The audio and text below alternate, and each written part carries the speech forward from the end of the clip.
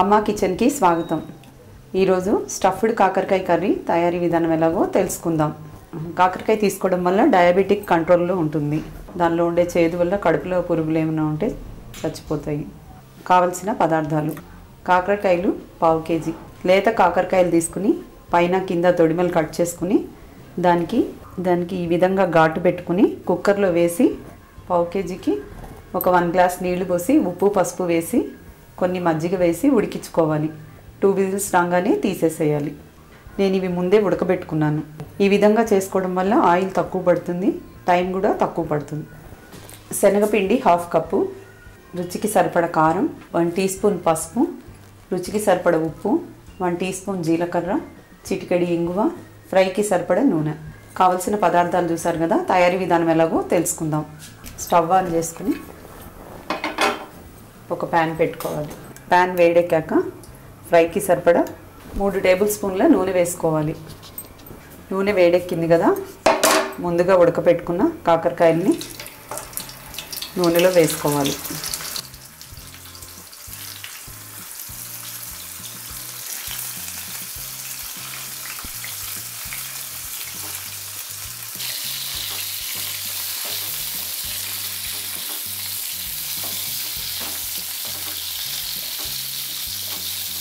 ఇది నూనెలో వేశాక సిమ్లో పెట్టుకుని వేయించుకోవాలి. హైలో పెట్టడం వల్ల పైన లేయర్ మాడిపోయి లోపల ఉడకదు. సిమ్లో పెట్టుకుని ఒక 5 నిమిషాల తర్వాత మళ్ళీ అన్నీ కలుపుకోవాలి.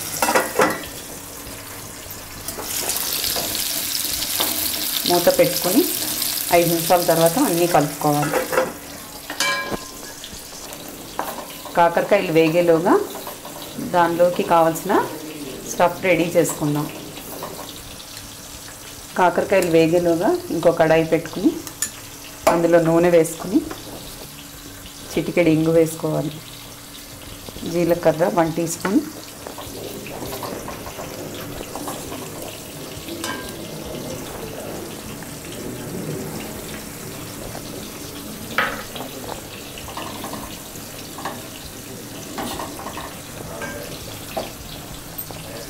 ఇంగువ జీలకర్ర కొద్దిగా వేగాక అందులో శనగపిండి వేసుకోవాలి. దీనిలోకి 1 టీ స్పూన్ పసుపు వేసుకోవాలి. రుచికి సరిపడా ఉప్పు వేసుకోవాలి.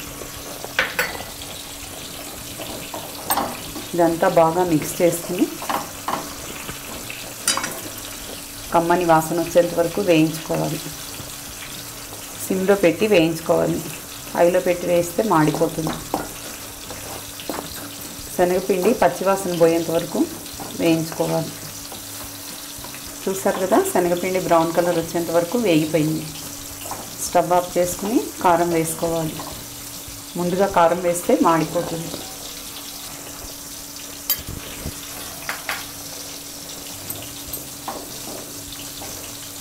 కాకరకాయ వేగేలోగా ఈ స్టఫ్ కూడా చల్లారుతుంది. చల్లారాక ఈ స్టఫ్ని కాకరకాయల్లో కూడుకోవాలి.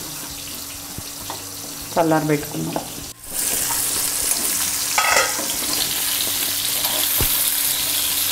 కాకరకాయని ఇలా మధ్య మధ్యలో కలుపుకుంటూ ఉండాలి.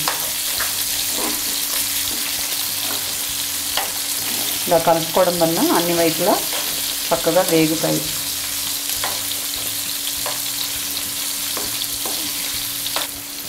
కాకరకాయలను ఉడకబెట్టుకోవడం వల్ల తొందరగా ఫ్రై అవుతాయి, ఆయిల్ పీల్చకుండా ఉంటుంది.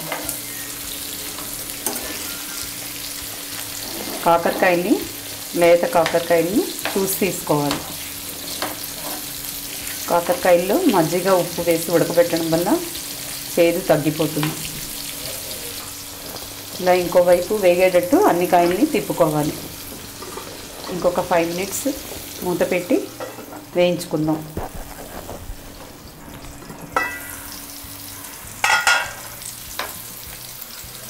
చూసారు కదా, కాకరకాయలన్నీ సమానంగా వేగిపోయాయి. అన్ని వైపులా సమానంగా వేగాయి. స్టవ్ ఆఫ్ చేసి ఒక ప్లేట్లోకి తీసుకుందాం. చూసారు కదా, కాకరకాయల్ని ఒక ప్లేట్లోకి తీసుకున్నాం కదా. ఇప్పుడు ఇవి చల్లారాక శనగపిండి మిశ్రమాన్ని అందులో కూరుకుందాం. చూసారు కదా కాకరకాయలు చల్లారిపోయాయి కదా, దానిలో శనగపిండి మిశ్రమాన్ని ఇలా నిండా కూరుకోవాలి. చేత్తో గట్టిగా లోపలికి అని కాయని గట్టిగా దగ్గర కంటే మిశ్రమం విడిపోకుండా ఉంటుంది.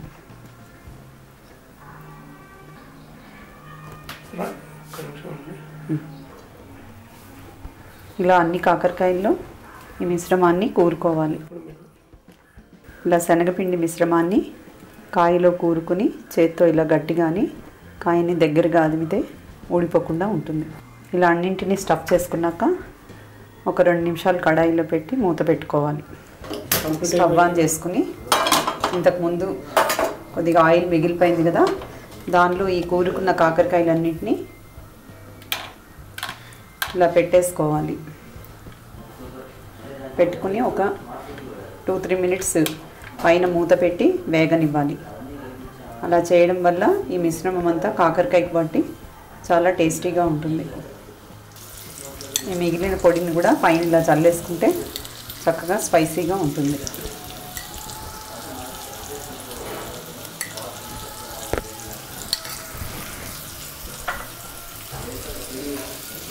ఇలా ఒక 2 నిమిషాల పాటు వేయించుకుని ఒక సర్వింగ్ బౌల్లోకి తీసుకోవాలి. చూసారు కదా బాగా వేగిపోయి స్టవ్ ఆఫ్ చేసుకుని ఒక సర్వింగ్ బౌల్లోకి తీసుకుందాం. శనగపిండి మిశ్రమాన్ని కూరుకున్నాక ఒక 2-3 నిమిషాలు మిగిలిన నూనెలో ఈ కాయల్ని వేసి వేయించుకుని సర్వింగ్ బౌల్లోకి తీసుకోవాలి. ఇలా చేయడం వల్ల శనగపిండి అంతా పైన లేయర్కి పడుతుంది, లోపల పెట్టిన శనగపిండి మిశ్రమం అంతా చక్కగా వేగుతుంది. ఇది చాలా స్పైసీగా టేస్టీగా ఉంటుంది. బాగా ఫ్రై అవ్వడం వల్ల దీనిలో చేదు కూడా పోతుంది, పిల్లలు కూడా తినడానికి ఇష్టపడతారు. చూసారు కదా స్టఫ్డ్ కాకరకాయ కర్రీ రెడీ అయిపోయింది. మీరు కూడా ట్రై చేసి రుచి చూసి మీ ఫ్రెండ్స్కి రిలేటివ్స్కి షేర్ చేయగలరు. మీకు నచ్చినట్లయితే లైక్ బటన్ ప్రెస్ చేయగలరు. Please subscribe our channel. Thank you for watching.